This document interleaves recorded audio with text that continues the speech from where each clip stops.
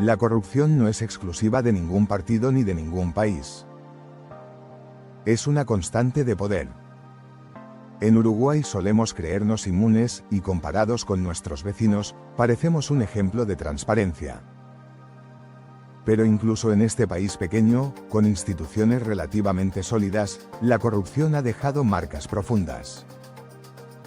Hoy quiero repasar algunos de los casos más recordados, no para hacer amarillismo, sino para entender cómo el poder se contamina y qué tan caro le cuesta a la sociedad cuando eso pasa.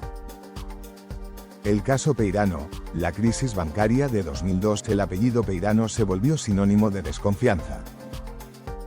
En plena crisis del 2002, 4 hermanos, Juan, Dante, José y Jorge Peirano Basso, fueron acusados de vaciar el Banco Montevideo y el Trade y Commerce Bank, moviendo fondos de ahorristas hacia empresas propias. Miles de uruguayos perdieron sus ahorros, y el país entero quedó en shock.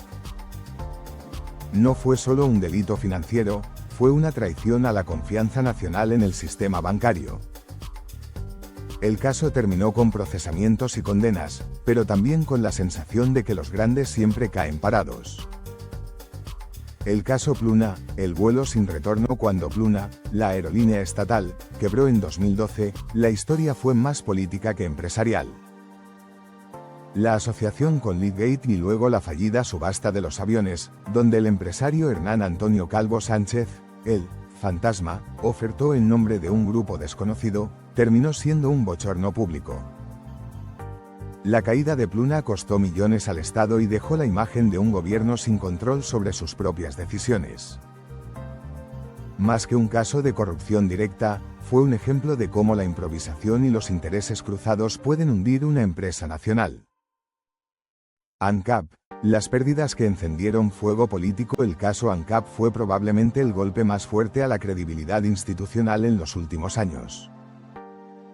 Entre 2010 y 2015, la petrolera estatal acumuló pérdidas millonarias por mala gestión, sobreprecios y decisiones políticas mal justificadas.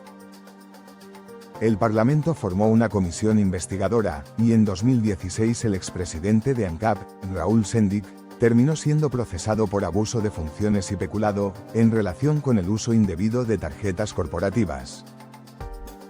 Sendic había sido vicepresidente de la República. Su caída no fue solo personal, fue simbólica. Mostró que el discurso de la ética también puede derrumbarse desde adentro. El caso del Fondes y las cooperativas fallidas. Durante los gobiernos frente amplistas, el Fondes se creó para financiar cooperativas de trabajadores con dinero público. La idea era noble: rescatar empresas quebradas y sostener empleos. Pero en la práctica, muchos de esos préstamos nunca se devolvieron. Empresas inviables, control débil y una gestión marcada por favoritismos políticos transformaron un proyecto solidario en un agujero negro de fondos. La corrupción no siempre es robar, a veces es administrar mal con conciencia de ello.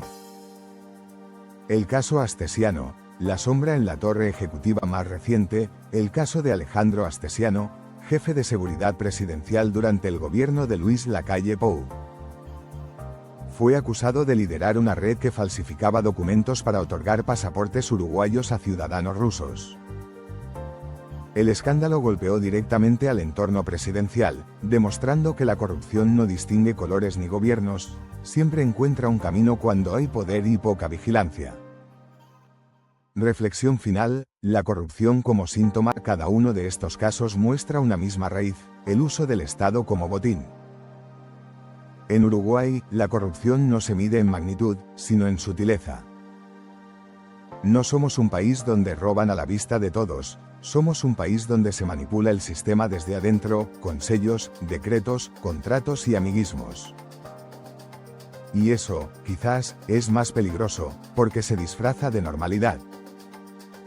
La verdadera lucha contra la corrupción no está en crear más leyes ni en prometer transparencia.